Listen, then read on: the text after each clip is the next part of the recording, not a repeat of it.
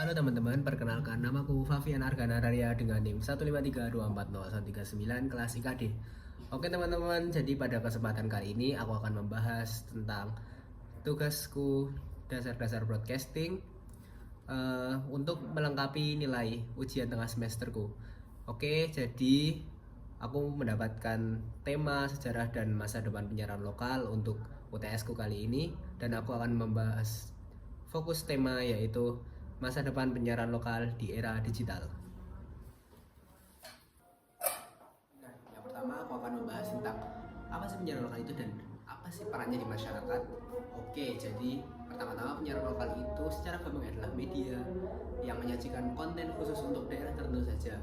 Nah, konten ini seperti berita, budaya, dan informasi penting yang dekat dengan masyarakat setempat. Nah, untuk contohnya itu apa aja? Contohnya itu mungkin kalian sering lihat, yaitu adalah TV dan radio lokal yang mungkin sering kalian temui di rumah-rumah kalian atau mungkin di rumah sanak saudara kalian.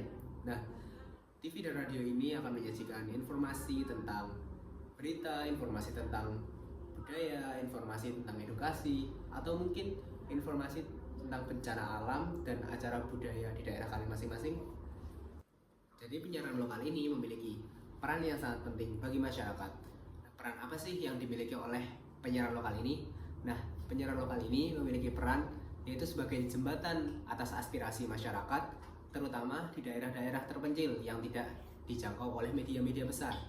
Nah, namun pada dahulu kala karena kurangnya teknologi yang memadai, jadi beberapa daerah kesulitan untuk menyampaikan aspirasinya. Nah, memasuki era digital ini, penyiaran lokal tentunya semakin berkembang. Dengan adanya era digital ini, artinya siaran lokal nggak cuma terbatas di daerah tertentu lagi. Dengan teknologi digital, siaran bisa sampai ke daerah yang lebih luas, bahkan bisa diakses lewat internet dari mana saja dan kapan saja. Keunggulan digital itu banyak, seperti kualitas gambar dan suara yang lebih jernih, dan kemampuan menyiarkan beberapa kanal sekaligus dalam satu frekuensi. Selain itu, digital juga memungkinkan siaran interaktif di mana penonton bisa ikut berpartisipasi lewat aplikasi atau media sosial. Nah, ini bikin penyiaran lokal jadi lebih menarik tentunya, apalagi buat generasi muda yang suka konten digital dan interaktif. Nah, di era digital ini, penyiaran lokal tentunya juga memiliki kesempatan besar untuk bersaing dengan penyiaran-penyiaran nasional lainnya dan tidak kalah eksis tentunya. Nah, untuk kesempatan-kesempatan besar tersebut antara lain seperti memperluas jangkauan pemirsa sehingga konten lokal bisa dikenal lebih luas, kemudian menciptakan konten inovatif seperti live streaming, podcast, dan video on demand. Kemudian juga dapat mendukung model bisnis baru, misalnya iklan digital yang lebih tertarget, program berlangganan, dan kerjasama dengan platform digital lainnya. Nah, dengan teknologi yang tentunya lebih mendukung, penyiaran lokal dapat memanfaatkan data digital untuk memahami preferensi penonton dan menyesuaikan konten. Dengan begitu, media lokal bisa bertahan dan bahkan berkembang di tengah persaingan ketat dengan media nasional dan platform OTT seperti Netflix dan Disney Hotstar. Kemudian kesempatan besar lainnya ada seperti inovasi konten, yaitu teknologi digital kan sekarang bikin kita lebih mudah untuk berkreasi, misal bisa bikin siaran interaktif, live streaming, atau konten on demand yang bisa diakses kapan saja dan dimana saja. Nah, ini penting banget buat menarik penonton muda yang udah terbiasa sama konten digital. Oke, di samping kesempatan yang luas yang diperoleh oleh penyiaran lokal, tentunya mereka juga harus menghadapi tantangan-tantangan yang banyak. Tantangan-tantangan tersebut antara lain seperti persaingan ketat. Sekarang semua orang bisa jadi penyiar, cukup modal HP, live TikTok, penontonnya bisa ribuan, bahkan kadang lebih banyak dari TV nasional. Jadi, TV dan radio lokal harus makin kreatif biar nggak kalah saing. Kemudian ada sumber daya dan teknologi. Banyak TV lokal yang masih kesulitan soal SDM dan dana buat migrasi ke sistem digital. Kalau nggak segera beradaptasi, bisa-bisa malah tenggelam di tengah gempuran media digital. Kemudian ada regulasi dan perlindungan konten. Penyebaran konten digital juga berisiko buat membajakan. Pemerintah sekarang lagi memperkuat regulasi supaya hak cipta dan bisnis media lokal tetap dilindungi. Oke teman-teman, karena tadi aku udah bahas tentang peluang penyiaran lokal di era digital dan apa aja tantangan penyiaran lokal di era digital, sekarang aku mau beralih membahas tentang sejarah penyiaran lokal di Indonesia ini. Nah, gimana sih awalnya ada penyiaran lokal di Indonesia ini? Jadi awal mulanya itu dimulai pada tahun 1927 saat KGPA Sri Mangkunegoro 7 di Solo menerima siaran radio dari Belanda.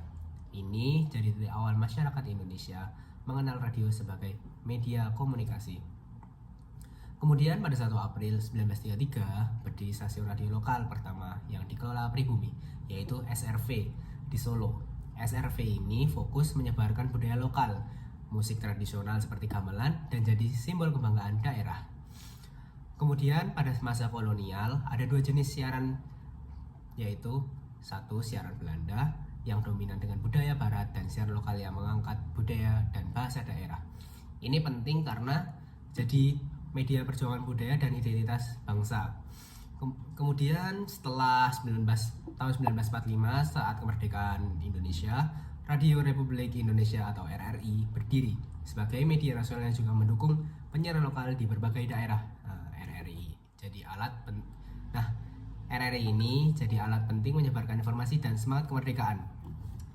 Kemudian perkembangan dari radio perkembangannya ke televisi.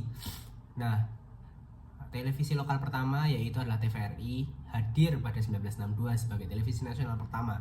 Tapi baru beberapa dekade kemudian televisi lokal mulai bermunculan, membawa konten yang lebih dekat dengan masyarakat daerah. Nah, tadi kan aku udah membahas banyak hal, mulai dari peluang penyiaran lokal di era digital, tantangan penyiaran lokal di era digital, dan sejarah penyiaran lokal. Nah, aku mau mengambil salah satu hal yang tidak bahas, satu poin, yaitu tentang peran penyiaran lokal untuk masyarakat, yaitu tentang penguatan identitas budaya lokal melalui penyiaran. Nah, disinilah peran penting penyiaran lokal menjadi penjaga dan penguat identitas budaya daerah. Melalui siaran radio dan televisi lokal, masyarakat bisa terus terhubung dengan bahasa, musik, tarian, dan cerita tradisional mereka. Misalnya, siaran gamelan di SRV dulu bukan cuma hiburan, tapi juga bentuk pelestarian budaya Jawa yang mulai terancam oleh budaya barat saat itu.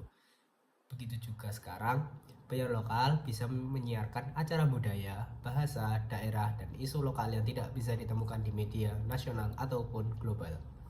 Penyiaran lokal juga membantu memperkuat rasa kebanggaan dan identitas komunitas. Ketika kita mendengar lagu daerah atau melihat acara tradisional di TV lokal, kita merasa ini milik kita nih, ini milik kita karena emang ini budaya kita, dan itu memperkuat ikatan sosial dan budaya kita secara tidak langsung.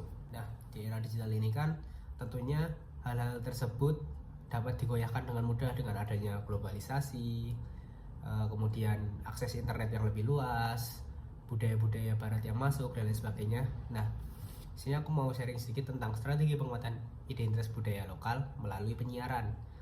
Nah, untuk menjaga dan menguatkan budaya lokal lewat penyiaran, ada beberapa hal yang bisa kita lakukan nih. Yang pertama adalah fokus pada konten lokal. Buat program yang mengangkat cerita, musik, bahasa, dan tradisi daerah secara autentik dan menarik. Nah, dengan kita mengembangkan konten-konten lokal seperti ini, tentunya kita juga berkontribusi nih dalam menjaga kelestarian budaya yang kita miliki. Dengan dikemas dengan hal-hal yang menarik, tentunya itu juga dapat menarik audiens yang bisa dibilang Gen Z untuk masa saat ini. Kemudian ada kolaborasi dengan komunitas budaya. Nah, di sini kita bisa melibatkan seniman, budayawan, dan komunitas lokal agar konten yang dibuat benar-benar merefleksikan budaya asli kita. Nah, ini juga kita membantu budayawan dan seniman-seniman lokal kita untuk tetap eksis, untuk tetap bersaing di era digital ini. Jadi di samping kita menjaga kelestarian penyiaran lokal, kita juga menjaga seniman-seniman lokal kita, budayawan-budayawan kita agar tetap eksis dan tidak punah ditelan masa. Kemudian ada manfaatkan teknologi digital. Nah, gunakan media sosial, podcast, dan platform streaming untuk menjangkau audiens muda dan diaspora. Nah, kita dengan era digital saat ini tentunya kita bisa memanfaatkan teknologi kita seperti HP, laptop, dan lain sebagainya untuk membagikan, untuk menyiarkan hal-hal seperti budaya kita, kemudian radio-radio penyiaran lokal kita agar tetap eksis. Nah, kita juga bisa memanfaatkan media sosial kita seperti Instagram, TikTok, Twitter, dan lain sebagainya untuk memperkenalkan budaya kita ke orang-orang luar dan untuk menjaga kelestarian budaya kita, juga untuk tetap menjaga penyiaran lokal kita tetap eksis. karena penyiaran lokal kita ini juga merupakan salah satu pilar untuk menjaga budaya kita tetap ada. Kemudian yang terakhir adalah pendidikan dan pelatihan SDM. Nah, tentunya pendidikan dan SDM yang maju merupakan suatu hal yang penting untuk penyiaran. Ketika kita bisa meningkatkan kemampuan SDM para penyiar dan membuat konten lokal, ini tentunya juga memicu mereka untuk bisa berinovasi dan beradaptasi dengan teknologi baru. Nah, kurang lebih strategi penguatan identitas budaya lokal melalui penyiaran yang udah aku bagikan itu seperti itu. Jadi mungkin kita bisa mengaplikasikannya untuk kehidupan kita sehari-hari. Nah, yang terakhir teman-teman, aku mau ngasih tahu kalian tentang apa sih relevansi penyiaran lokal dan era digital. Apa hubungannya? Kan penyiaran lokal itu udah lama, udah zaman-zaman kemerdekaan dulu, udah zaman-zaman mungkin orang tua kita saat masih kecil. Nah, aku mau ngasih tahu apa sih relevansinya. Nah, jadi di era digital ini teknologi siaran sudah berubah drastis seperti yang kita tahu. Sekarang siaran TV dan radio lokal nggak cuma lewat gelombang udara biasa, tapi juga bisa streaming online, pakai aplikasi, dan bisa diakses di mana saja dan kapan saja. Tapi ini bikin penyiaran lokal punya peluang besar untuk menjangkau lebih banyak orang, termasuk yang tinggal di luar daerah atau bahkan luar negeri. Nah, jadi penyiaran lokal ini masih tetap bisa relevan dengan era kita saat ini, dengan cakupan yang lebih luas dan tentunya dengan informasi-informasi yang tetap menjaga kelokalan mereka atau kebudayaan yang mereka bawa. Nah, untuk penutupnya saya ingin mengatakan, meskipun zaman sudah berubah dan media digital makin berkembang, penyiaran lokal tetap relevan dan punya peran penting dalam menyebarkan informasi, menjaga budaya, dan membangun komunitas. Tentunya karena ini era digital, penyiaran lokal tetap beradaptasi dengan teknologi, kemudian meningkatkan kolaborasinya dengan baik, dan memiliki inovasi-inovasi konten yang tentunya lebih menarik agar bisa dikonsumsi oleh berbagai kalangan maupun milenial, Gen Z, dan lain sebagainya. Nah, penyiaran lokal akan terus berkembang dan menjadi sumber informasi terpercaya bagi masyarakat luas, terkhusus bagi masyarakat di daerah yang terdekat dari penyiaran lokal tersebut. Oke, mungkin sekian aja dari aku. Maaf apabila banyak salahnya, maaf apabila banyak kurangnya. Mungkin cukup sekian penjelasan dari aku tentang sejarah dan masa depan penyiaran lokal. Sekian semuanya, terima kasih. Halo teman-teman, jadi di sini aku mau sedikit sharing-sharing aja tentang gimana sih aku bikin video yang bisa dibilang mungkin kurang banget dalam tugas kali ini, tapi aku udah berusaha juga. Jadi mungkin kalian bisa lain kali jangan ditiru kesalahanku ini. Menyiapkannya benar-benar kurang dan kurang riset materi juga, jadi emang agak burn out, agak pusing dan lain sebagainya. Tapi oke, nggak apa-apa buat jadi pelajaran kedepannya. Tapi mungkin ini bakal jadi experience yang nggak terlupakan di UTS kali ini sih, karena kapan lagi kan UTS suruh bikin video gitu. Oke, jadi aku cuma mau sering-sering aja. Tadi aku bener-bener kebingungan dan aku dibantuin sama Indra juga tadi. Terus aku tuh bener-bener baru ngetek video ini hari H deadline, dan akhirnya aku bingung harus gimana dengan kurangnya risetku dan belum menyiapkan skrip yang cukup buat bikin video. Akhirnya aku kebingungan sendiri. Tuh mungkin sedikit sharing-sharing dari aku aja. Buat kedepannya diharapin jangan mengulang kesalahan yang sama. diperbaiki lagi, jadi evaluasi aja. Oke teman-teman, terima kasih karena udah nonton. Sekian dari aku.